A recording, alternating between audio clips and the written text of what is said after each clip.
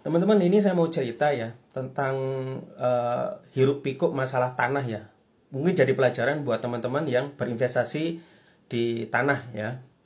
Karena tanah ini kan persepsi kita kan selalu naik terus ya, naik terus tanah. Nah, jadi cerita gini, ini tetangga saya itu punya saudara, panggilannya ini Pak Sule. Ya, ceritanya Pak Sule ini investasi di tanah yang jauh ya, kebetulan dia lewat di suatu, nah ini melihat tanah ini dijual gitu, tanah kosong, lokasinya cukup strategis. Nah makanya karena lokasinya cukup strategis ini, Pak Sule tadi tertarik untuk membeli.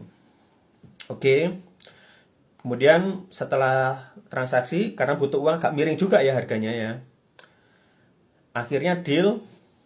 Dan cuma transaksi ini aja, apa namanya, jual beli biasa aja, mungkin di notaris gitu ya, belum sampai balik nama sertifikat. Kemudian 2 tahun lagi dia datang untuk melihat. Nah, pada waktu dia datang untuk menengok tanahnya tadi, ini kebetulan didatangi oleh Pak RT.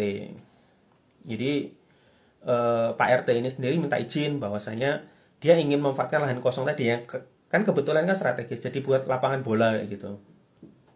Nah, setelah apa namanya didatengin itu ya, nggak enak lah.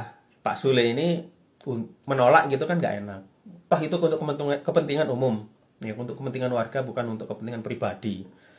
Nah masalahnya tidak ada perjanjian tertulis gitu ya, apalagi perjanjian di notaris bahwasanya ini adalah pinjam, dan nanti ketika si pemilik aslinya datang memerlukan tanah tersebut, itu akan diberikan tanpa ada persyaratan lain ya. Nah oke, kemudian Pak Sule ini kan sibuk gitu ya, dia ini karyawan cukup sibuk. Kemudian lama gitu ya, ya memang dimanfaatkan untuk lapangan bola, tapi nggak lama setelah itu, beberapa tahun kemudian berdiri warung-warung liar gitu ya, dengan bangunan semi permanen gitu. Nah mungkin 3 tahun atau 4 tahun ya, tapi Pak Sule ini masih belum tahu. Kemudian setelah 7 tahun 8 tahun barulah Pak Sule ini datang gitu ya, datang ke tanah yang dulu dibelinya. Ternyata sudah ada warung-warung dengan bangunan permanen gitu. Nah, dan ini menjadi ini diperjualbelikan lah, diperjualbelikan dengan oleh Pak RT, karena Pak RT ini merasa memiliki kuasa atas tanah tersebut gitu loh.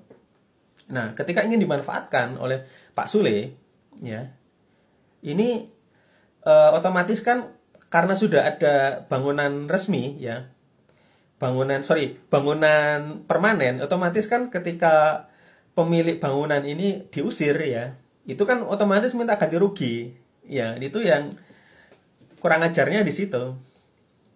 Dan Pak RT-nya sendiri ya cenderung untuk lepas tanggung jawab ceritanya. Dan pemilik bangunannya bersikukuh ya, nggak mau pergi kalau kecuali dia mendapatkan kompensasi. Nah ini, jadi di situ juga dari sama Pak problem awalnya itu nggak ada perjanjian tertulis ya antara Pak RT dengan pemilik tanah aslinya tadi.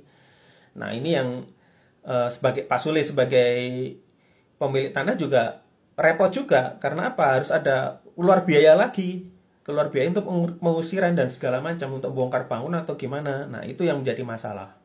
Nah buat teman-teman, kalau misalnya nanti eh, mau berinvestasi tanah, tanah memang menarik. Kenapa? Dia pasti naik gitu. Apalagi ada inflasi ya. Ada inflasi, tanah pasti naik gitu. Karena kebutuhan setiap tahun kan, namanya pertumbuhan penduduk kan semakin banyak. Nah, kita ambil pelajaran dari peristiwa kenaasan dari Pak Sule ini nanti. Kalau misalnya memang minta izin warga sekitar memanfaatkan itu ya, mungkin pertama harus ada perjanjian tertulis. Nah, seperti itu, perjanjian tertulis antara pemilik tanah dengan penanggung jawab. Nah, itu salah satunya itu. Kemudian perjanjian yang lain, tidak boleh ada bangunan permanen atau bangunan semi permanen atau bangunan apapun, bangunan liar yang ada di tanah tersebut. Semoga pelajaran dari Pak Sule itu bisa menjadi pelajaran kita semua ya, supaya lebih berhati-hati. Kalau ada pengalaman serupa, coba ikutan di kolom komentar ya.